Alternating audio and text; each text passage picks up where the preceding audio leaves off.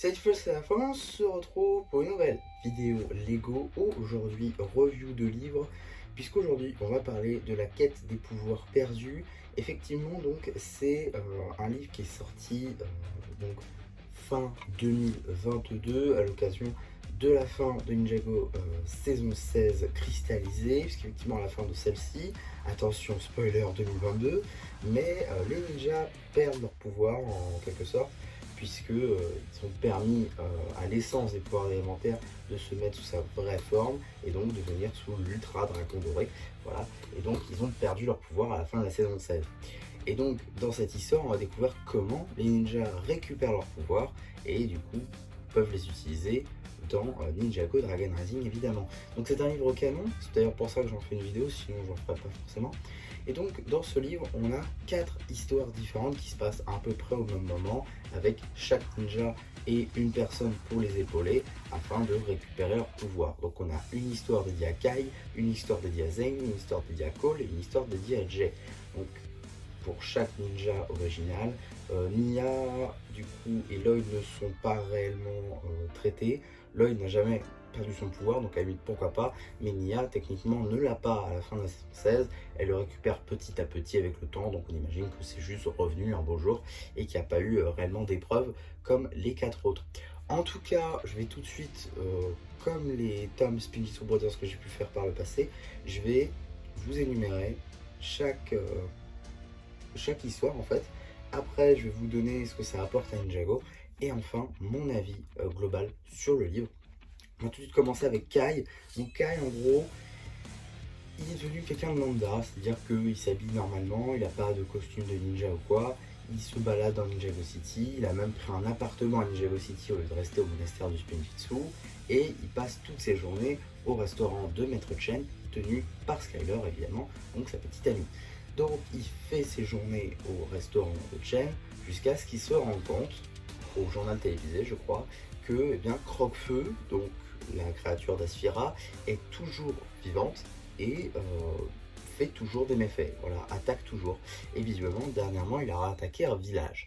Donc Kai, apprenant ça, il décide de vouloir prévenir quelqu'un ou d'opérer, sauf qu'il se rappelle qu'il n'a pas ses pouvoirs. Et du coup, il se dit, bon, c'est peut-être pas une bonne idée. Et Skyler lui dit, mais Croque-Feu, il n'est pas fait à base de ton pouvoir élémentaire?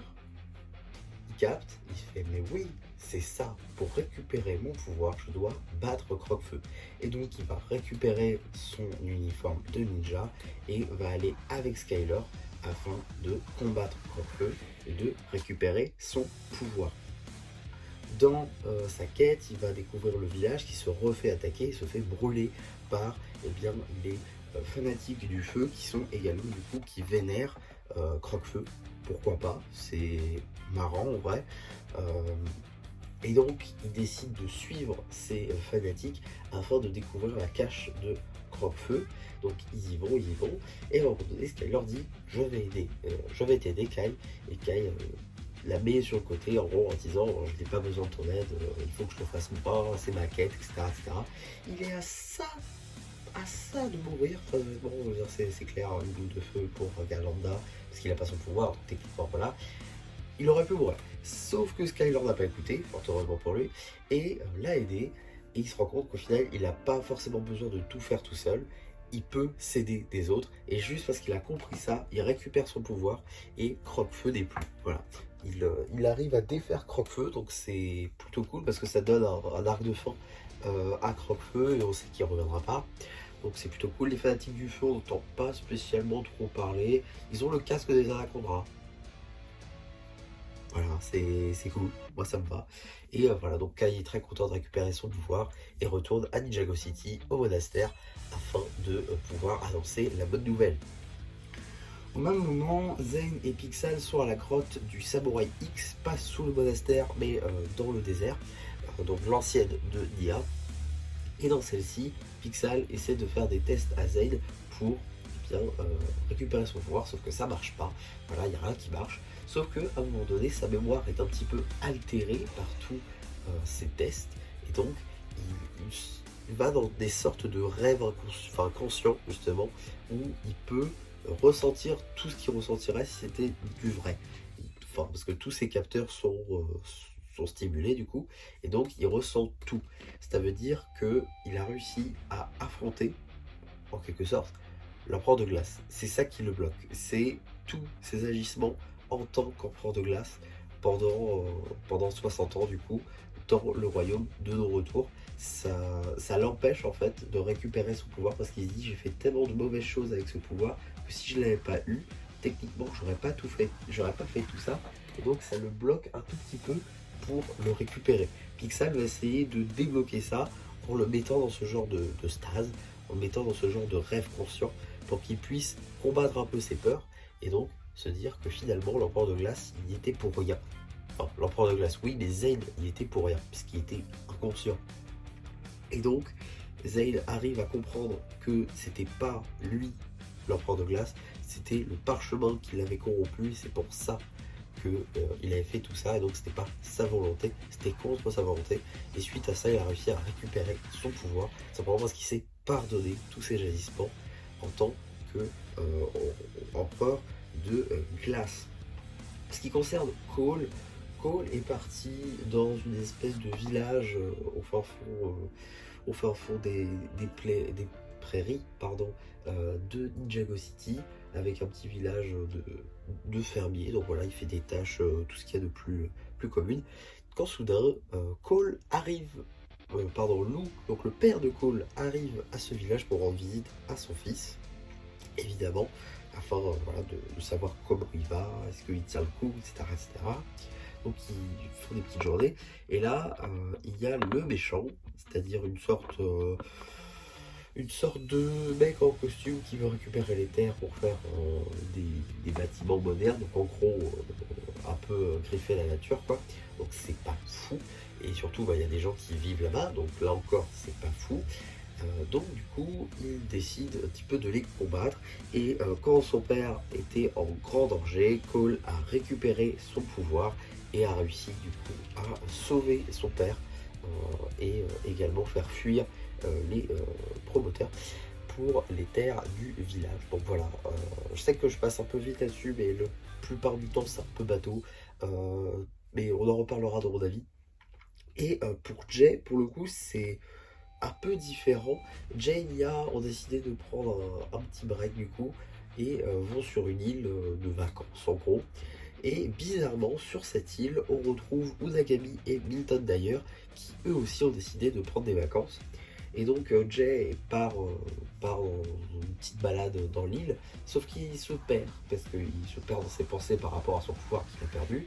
Et du coup, il est un peu perdu justement, et il n'arrive pas trop à se rendre compte d'où est-ce qu'il vient, etc., etc. Donc il se perd dans la forêt, et soudain il tombe sur Unagami qui lui cherche une sorte de pierre ou un temple caché, un trésor qu'il y a sur cette île. Donc Jay décide de le suivre, il se dit que finalement ça peut être pourquoi pas un peu sympa, même si on va pas se mentir, il est quasi au niveau de la déprime. Et donc il discute un petit peu pendant des heures et des heures avec Unagami, il marche dans la forêt et tombe sur une pierre en forme d'éclair.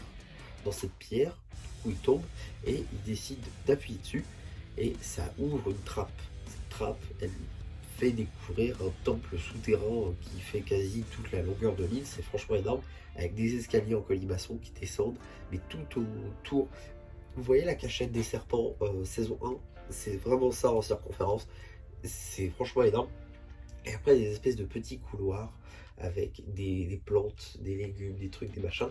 Et Jay se rend compte que finalement c'est pas parce qu'il a perdu son pouvoir que tout est perdu, loin de là, il y a des belles choses, et donc il récupère son pouvoir grâce à ça, et il sauve Unagami de l'effondrement du temple, parce que le temple s'est effondré avec le temps, et donc Unagami a failli se prendre une pierre, sauf que Jay a réussi avec un coup d'éclair à la détruire, à sauver Unagami, sortir de là avant l'éboulement total du temple, et donc ils s'en sont sortis, et Jay a récupéré son pouvoir, et est sorti de la déprime. Donc voilà pour les 4 histoires différentes. Pourquoi j'ai dit tout à l'heure que c'était un petit peu bateau? Honnêtement, celle de Cole, on aurait pu trouver mieux, par exemple, pourquoi pas Shintaro, avec plutôt même Retour de loup, ok, c'était une bonne chose en vrai. on l'a entrevu en saison 16 avec une batte de baseball et basta. Mais je pense que Vanya aurait pu être sympa aussi comme mentor pour Cole, d'autant plus si on retournait au temple de la Terre. Sous Shintaro, ça aurait franchement pu être très sympa. Jay également, c'est un peu bateau, même si le retour d'Unagami est plutôt cool en vrai, et ça pourrait expliquer pas mal de choses pour DR3. Pourquoi pas, qui se souviendrait de quelques flashbacks d'Unagami et qui s'est dit tiens, la coupe elle est sympa, je vais prendre la même pour DR3. Ça peut être franchement cool en vrai s'il faut un petit parallèle là-dessus. Pourquoi pas avoir une version série de ce qui s'est passé avec des petits flashbacks, des petits moments du livre dans DR3 en mode animation. Ça peut être franchement très cool. J'espère qu'ils feront ça en vrai.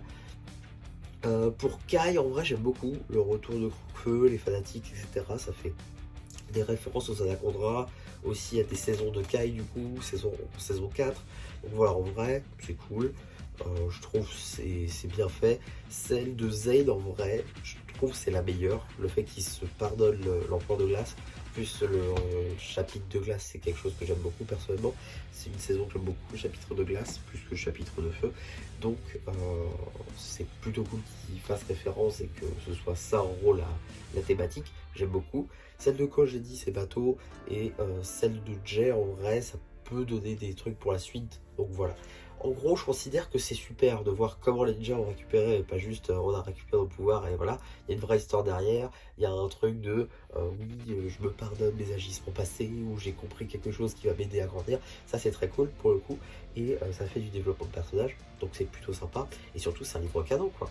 Alors, c'est un peu dommage que ça ait mis autant de temps à venir en France, voilà, parce qu'aux États-Unis et à peu près partout dans le monde, c'est sorti en 2022, et nous, c'est sorti là, fin 2024, comme les livres Spinjitzu Brothers. Donc voilà, en tout cas, c'est un très très bon livre, je vous le conseille. Il y a quand même beaucoup de pages, hein, je crois qu'il est quasi 200 quelques pages, donc c'est franchement beaucoup de pages. Je crois qu'il est à 15 euros, si je dis pas de bêtises, à la Fnac. De toute façon, vous avez mon vlog slash haul si on veut, le 2 dédié à ma quête pour chercher les livres, si vraiment ça vous intéresse. En tout cas voilà, j'ai beaucoup aimé le lire, ça m'a bien aidé, on va dormir aussi accessoirement. Non, franchement, je vous le conseille, c'est un très très bon livre. Si vous avez l'occasion de le lire, franchement, allez-y, puisque de toute façon, c'est un livre canon, ça participe au développement des personnages, et je pense que ce sera ressorti à un moment donné, ou au moins cité, comme l'a pu être eh bien, les livres Spinjitzu Brothers. Donc voilà pour cette vidéo, j'espère en tout cas que ça vous aura plu. Surtout, n'hésitez pas à me le dire en commentaire, n'hésitez pas aussi à liker la vidéo, à vous abonner. Et voilà, bah du coup, c'est déjà plu qui vous dit bye bye.